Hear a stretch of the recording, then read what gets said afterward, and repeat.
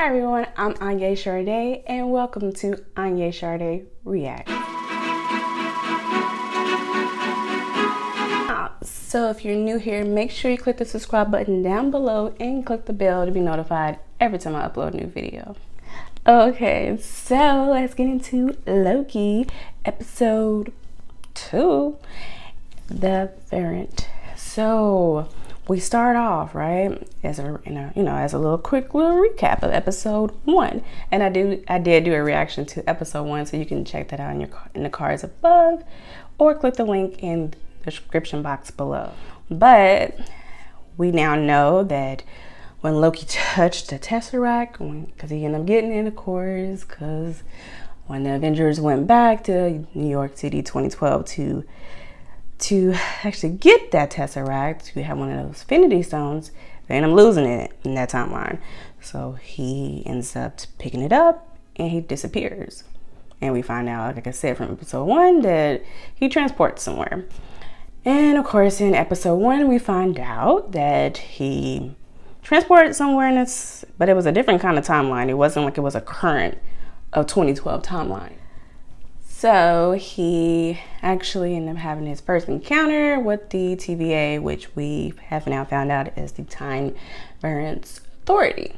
So he has that encounter. They actually handcuff him, arrest him, if you will, because they say he messed with the sacred timeline. So we find out the sacred timeline was created by the timekeepers because long time ago, where the Big Bang happened, where different people were fighting against timelines, or what timelines?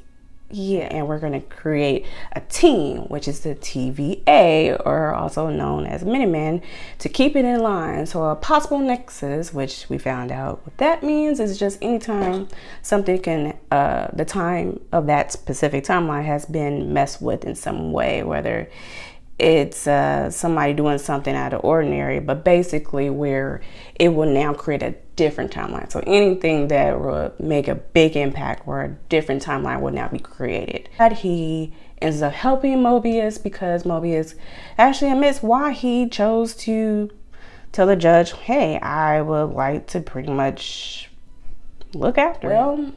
He ends up telling them, well, there's fugitive that's out here that's messing with the timelines, and we feel that you could be of help, or at least he does, right? And found out that he said the person we're hunting actually is you. A different Loki, but is you. And now that brings us to episode 2.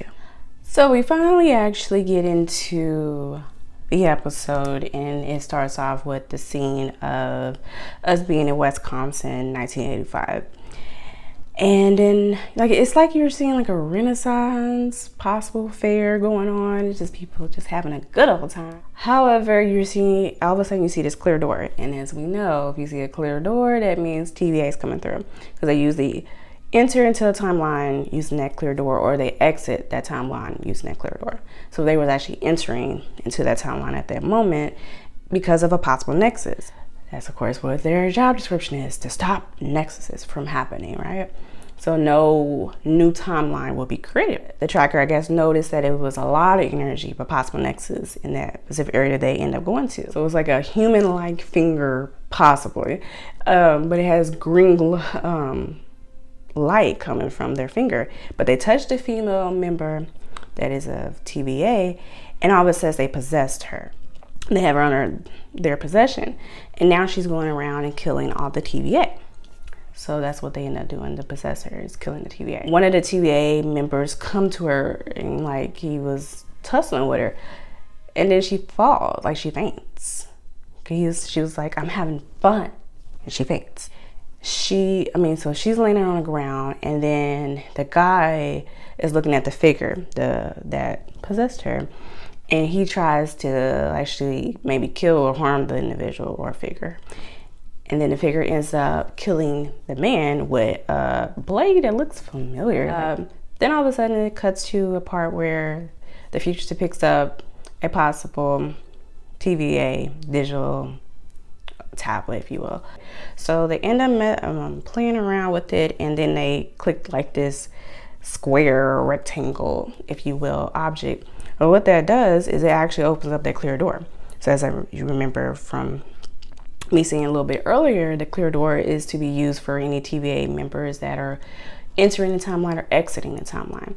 So the figure used that clear door to actually exit the timeline, but the figure didn't go by itself. It actually took the female TVA that it was possessing earlier with it. Now we're seeing Loki, the current Loki, or at least the Loki of 2012, and he is now with Miss Menace again, briefing him so he can be a great TVA member, helping him understand what happens, you know, when you're on the scene for a possible nexus before they get on the field or go out on the field. Next, we start seeing Agent Mobius coming on the scene, and Agent Mobius actually tells him, okay, well, we actually had this happen. And what he was talking about was the incident that happened when the episode first started, the incident that happened in Wisconsin.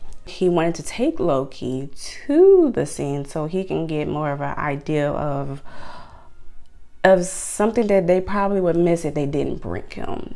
But before they do leave, they do get a briefing, if you will. This is Loki's first time, so Agent Mobius wants to make sure he has some understanding of what's about to go down, possibly, and that it could be really dangerous. We don't really know. We're about to go on the scene, right?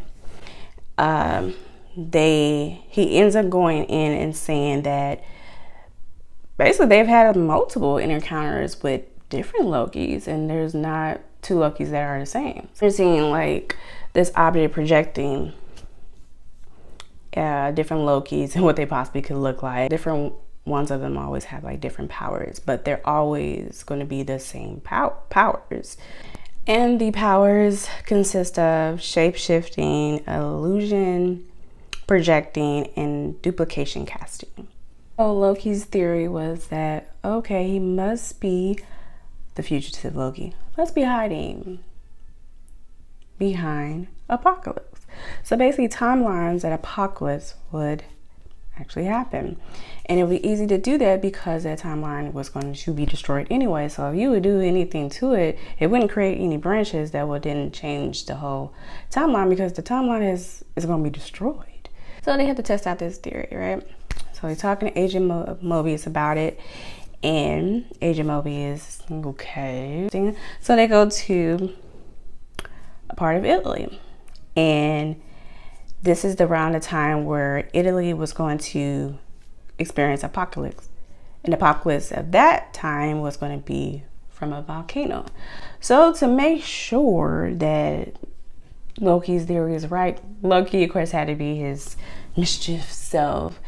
Agent Mobius didn't like it initially, but it was really smart. So Loki like, you know what? Heck with it. I know what I'm going to do. I'm clever, right? He goes around and says, you're all gonna die, and da-da-da this, and blah-blah-blah that.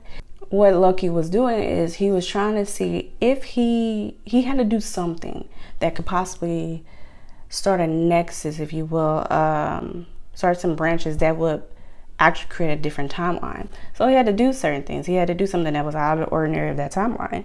And that's why he was saying all those things, because that's never happened in that timeline.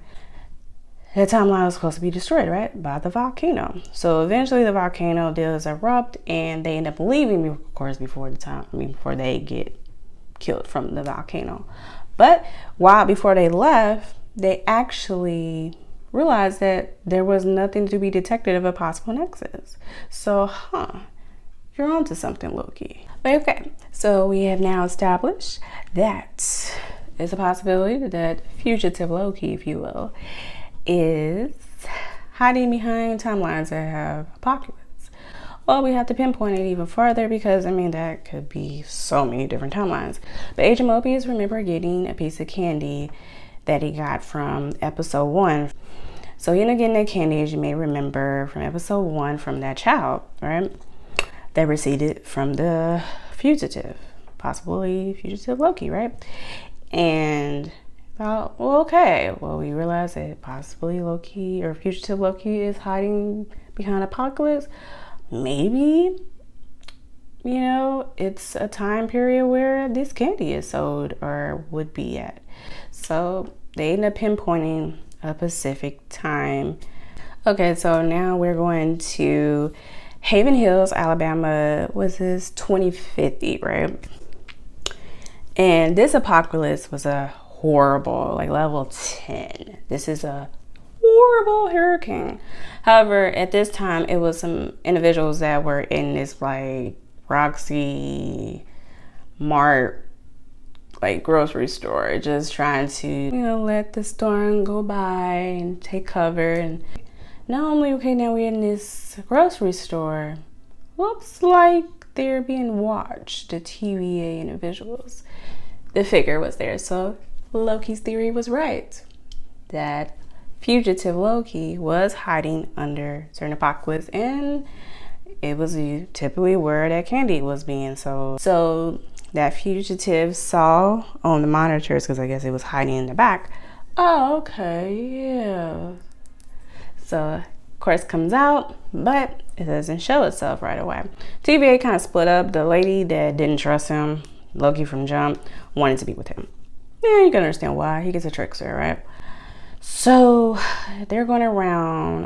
Agent Mobius goes with the rest of the crew, and it's just her and him, current or 2012 Loki, walking around just to see anything. They notice this guy that appears out of nowhere. I was possessed by fugitive Loki, and you know, the female TVA gets closer to him, and then the guy faints, and what was possessing him, which is fugitive Loki, right, ends up going into her. So, you know, Loki's like really puzzled, and then starts noticing that those little objects that you're supposed to reset are like everywhere in that store. Agent Mobius, in another scene, find the female TVA from earlier, that, you know, the one that actually got taken with that figure through that clear door earlier. She was just traumatized, and all of a sudden she ended up saying that she told, I did pretty much a bad thing. She ends up telling the figure where the timekeepers are. And Loki, now go back to the scene we were just in, where the little reset objects go off. They're about to go off, and the figure takes the robe off. And all of a sudden, it was like, huh? It's not Loki. It's some female. The objects go off, and now she's leaving, going into the clear door again, right? This was never about you. Walks through. Bye. Loki looks back. Agent Mobius and them catch up to this now scene. You know, Loki's just puzzled, but he goes through that clear door, and all of a sudden the clear door disappears. Credits!